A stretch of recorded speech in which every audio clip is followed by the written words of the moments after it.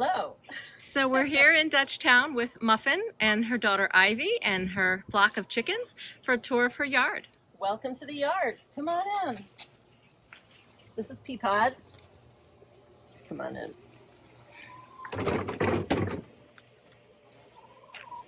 I have 6 chickens, and as you can see, they are free range, okay? So part of what I want to show you is how to manage gardens and chickens at the same time, because it can be really tricky. So all of this junk you see here, this is for our lawn clippings, and then I dry them out here and use them everywhere. I use them like on the garden, so I just kind of flip them over until they're dry. And we also use them for chickens. They're used in the chicken coop, and then they're in used winter, so they will feel warm.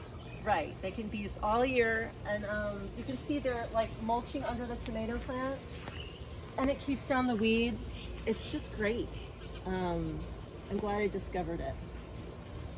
My tomatoes are huge, and this is because I started them inside.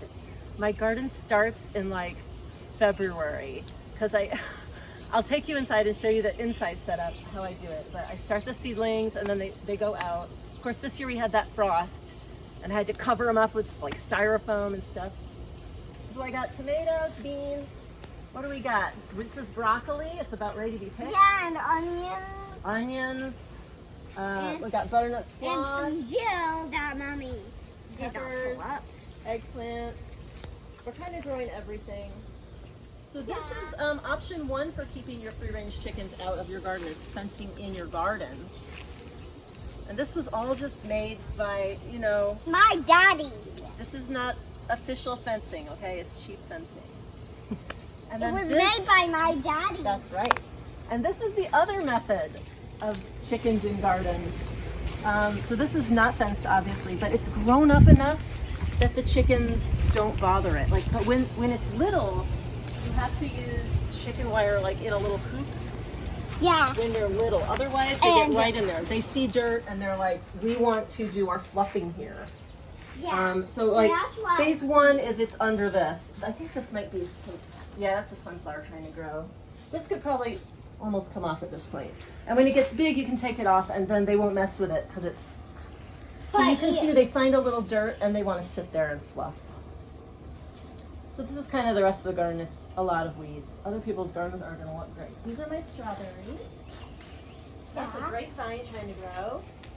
Yeah. You see we have some apple trees. I have 4 apple trees and 2 almond trees. The almond tree. It's a hardy almond, so they do grow here. You see the almonds on there already. Yeah. Those are some berry bushes over there. These are like my native flowers, and it's been amazing planting these because, wow, the natives do great. You put them in, the first year they're like this big, and then the next year they're like that. It's like, holy cow, they really are native, aren't they? So this is yarrow, it's doing great. It kind of got, this is yarrow too. So this is the coop. So I have this little fence to kind of, if I need to, I can keep the chickens out of the main yard. So this coop we just built ourselves. You can see here, so it's like that's the deck, and then the coop kind of just goes in that notch. So you can see at night they're closed up, and look, I can open it from the deck. I just come out my door, pull the string, and the door swings open. And then Mommy's telling us so she can dump the food. Yes, we put our leftovers here in the morning for them. Yeah. There's 2 laying boxes in there, and then just little dowel rods that they perch on. So the laying boxes and the perches are all in there. And then in the winter when it's really cold, that swings shut to just give them a little extra warmth. But in the summer they do not need that. This chicken, even though she's the biggest one, because she's new, she gets pecked on by everyone else. So she's my favorite because she's the underdog. She's stressed because everyone pecks on her. And you got adult chickens that you introduced? We got this girl and the other one in the winter. which was, I do not recommend this. They lived in my basement for 4 months. Normally you can put them out when they're about this size, but because it was cold, you couldn't, because they weren't used to the cold. So anyway, don't do that. That was a big no. So yes, they were big by the time we introduced them. I think it would be hard to introduce a pullet to the big hens because they would be pecking them. But yeah, we get right now we're getting 6 eggs a day, which is crazy. That's too many eggs. But in the winter, the 4 chickens that we had were barely laying. This is their 3rd year, and so they're slacking off a bit. So that's why we need to get the 2 new ones. This is Penguin. She's kind of the boss. She's very bossy. She doesn't like the new ones, right? She didn't like those new ones. The CDC tells you not to kiss or snuggle your chickens because you can get salmonella. So if you kiss and snuggle them, then wash your hands before you eat, okay? So this is the beehive. This is our 2nd year. The first year we had queens die and it just never happened. This year they're doing great. They do not bother, like here it is in our yard. It's not right next to where we walk, but these are gentle bees. I recommend taking a class at Isabee's, but you can get an Italian queen or I think they're called Carnolian queens, and they're very gentle, the Carnolian ones are, so if you do have kids. So it's super easy. This part, it's just like PVC you can get at Lowe's. So most of the water comes straight down, but then some goes this way, and this will fill every time it rains. Let's show her the pump.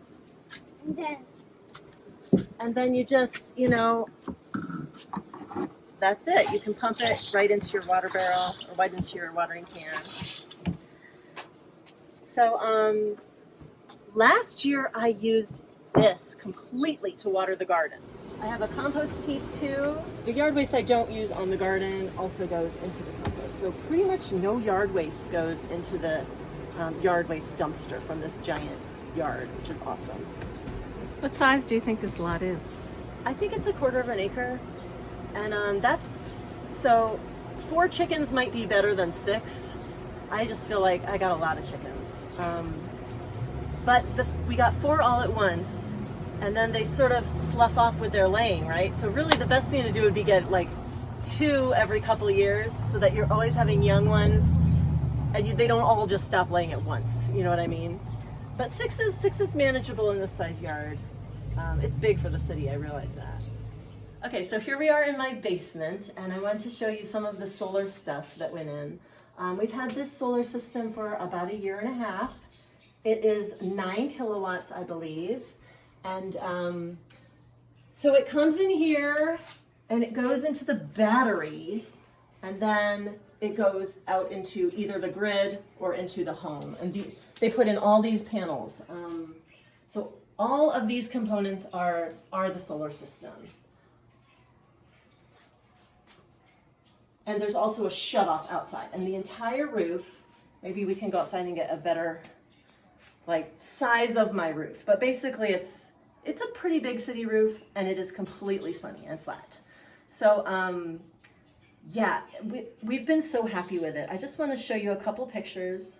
So this is a day in spring, and you can see the sun comes up and goes down. So that's all the solar that we make.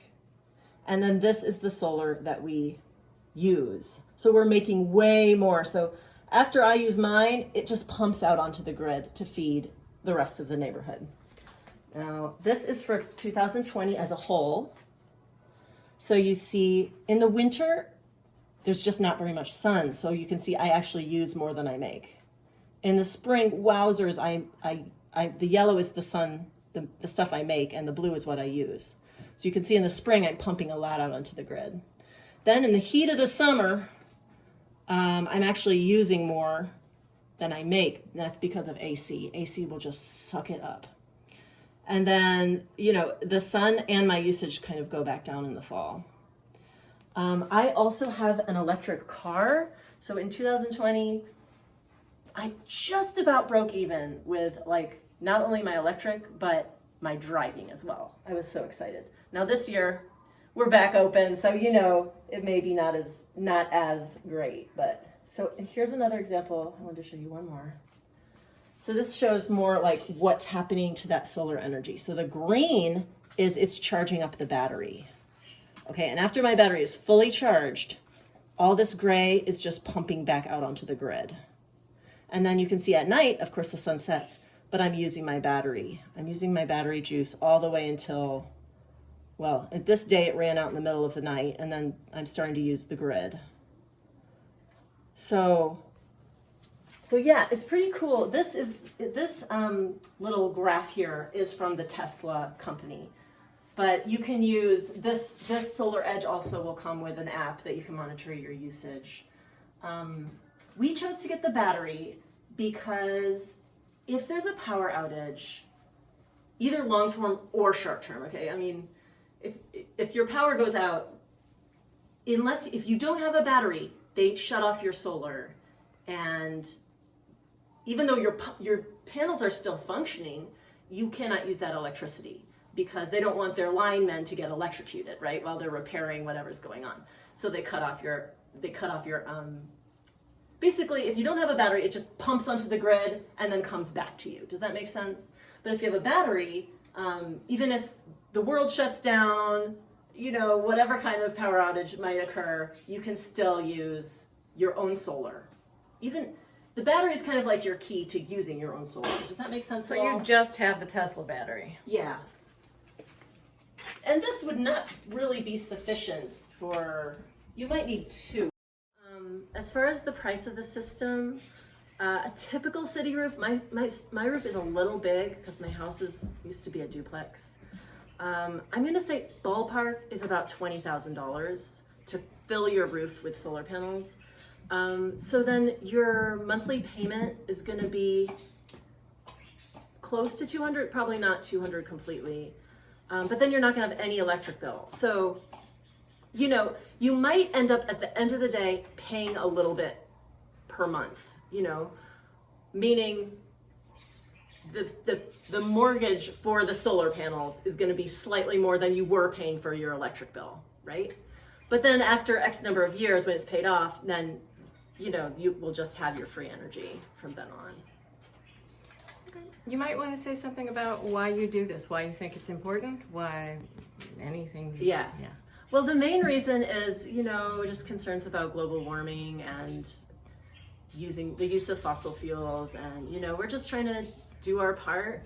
And hopefully if we start doing it, then other people can see that it's possible. And, you know, especially in Missouri, we get a lot of sun.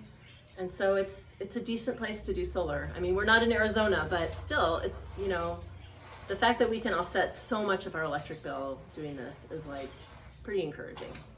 I will say that it took about 6 months from my first phone calls, you know, we called around to different solar places, to actually getting the system installed was about 6 months because there's a lot of red tape. You know, they have to do stuff for the city and permits this and electricians that, and you know, so you have to be patient. It's not going to happen in a month.